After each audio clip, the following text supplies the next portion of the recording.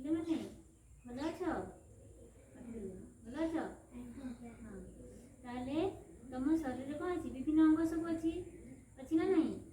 କ'ଣ ଅଛି? ଆମେ ସେଇ ଅଙ୍ଗ ପ୍ରତ୍ୟଙ୍ଗ ବିଷୟରେ ଜାଣିବା। କ'ଣ କରିବା? ଆମ ଶରୀରରେ ଯେଉଁ ଆଖି ଅଛି, ହାତ ଅଛି, ଗୋଡ଼ ଅଛି, ନାକ ଅଛି, ପାଟି ଅଛି, ସେସବୁ ବିଷୟରେ ଜାଣିବା। ତାହେଲେ ଆମ ଶରୀରରେ ବିଭିନ୍ନ ଅଙ୍ଗ ସବୁ ନାଁ ଜାଣିଛ? କ'ଣ କ'ଣ?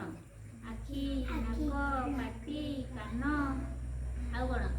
ହାତ, ଗୋଡ଼, ମୁଣ୍ଡ, ପାକସ୍ଥଳୀ, ହୃଦଯନ୍ତ୍ର, ଗୃହତନ୍ତ୍ର, ପାକସ୍ଥଳୀ, ସବୁ ବିଭିନ୍ନ ଅଙ୍ଗ ଅଛି ନା ନାହିଁ?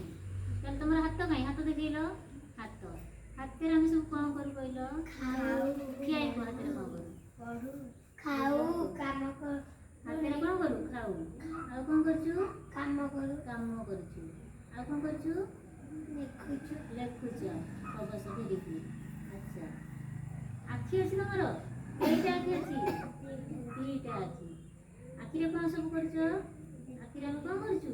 ଦେଖୁଛୁ। ତାହେଲେ କ'ଣ କରୁଛୁ? ଆଖିରେ ଦେଖିକି ଆମେ ବହି ପଢୁଛେ ନା ନାହିଁ? ତାହେଲେ ଆମ ଶରୀରରେ ଆହୁରି ଅଙ୍ଗ ଅଛି। ନାକ ଅଛି ନା ନାହିଁ? ତମର ନାକ ଅଛି? ନାକ କାହିଁ? ନାକ ସହିତ ଆମେ କ'ଣ କରୁଛୁ? ବାସ୍ନା ଶୁଙ୍ଘୁଛୁ। ଆଉ କ'ଣ କରୁଛୁ? ଶ୍ୱାସକ୍ରିୟା କରୁଛୁ। ଶ୍ୱାସକ୍ରିୟା କଲାବେଳେ ଆମେ କ'ଣ କରୁଛେ? ନିର୍ମଳ ବାୟୁ ଆମ ଶରୀର ଭିତରକୁ ନେଉଛୁ। ତମର ପାଟି ଅଛି? କାହିଁ ପାଟି? ନା କରି ଦେଖିଲ ପାଟି କାହିଁ? ଏତେ ବଡ଼ ପାଟି ଅଛି। ପାଟି ଭିତରେ କ'ଣ ସବୁ ଅଛି? ଜିଭ ଅଛି। ଆଉ କ'ଣ ଅଛି? ଦାନ୍ତ ଅଛି। ଆଉ କ'ଣ ଅଛି? ଦାନ୍ତରେ ଆମେ କ'ଣ କରୁଛୁ? ଚୋବଉଛ। ଦାନ୍ତରେ ଚୋବଉଛ। ଆଉ ଖାଉଛ କୋଉଥିରେ? ପାଟିରେ ଖାଉଛୁ। ଆଚ୍ଛା, ତମେ ଦୌଡୁଛ? କୋଉଥିରେ ଦୌଡୁଛ? ଗୋଡ଼ରେ ଦୌଡୁଛ? ଗୋଡ଼ରେ। ତାହେଲେ ଆମ ଶରୀର ଭିତରେ ବି କେତେ ଅଙ୍ଗ ଅଛି? କ'ଣ ଅଛି? ଫୁସଫୁସ ଅଛି, ହୃଦଯନ୍ତ୍ର ଅଛି, ଗୃହତନ୍ତ୍ର, ପାକସ୍ଥଳୀ, ଏସବୁ କୋଉଠି ଅଛି? ଆମ ଶରୀର ଭିତରେ ଅଛି। ତମ ହାତ ଅଛି? ହାତରେ କେଇଟା ଆଙ୍ଗୁଠି? 10ଟା। 10ଟା। ଗୋଡ଼ରେ କେତେ ଆଙ୍ଗୁଠି ଅଛି? ଗୋଡ଼ରେ କେଇଟା ଆଙ୍ଗୁଠି ଅଛି? 10ଟା ଆଙ୍ଗୁଠି। କେତେଟା? 10ଟା। ଅଛି ନା ନାହିଁ? ତାହେଲେ ଆମେ କ'ଣ କରିବା? ଆମ ଶରୀରକୁ ପରିଷ୍କାର ରଖିବା। କ'ଣ କରିବା? ପରିଷ୍କାର ରଖିବା।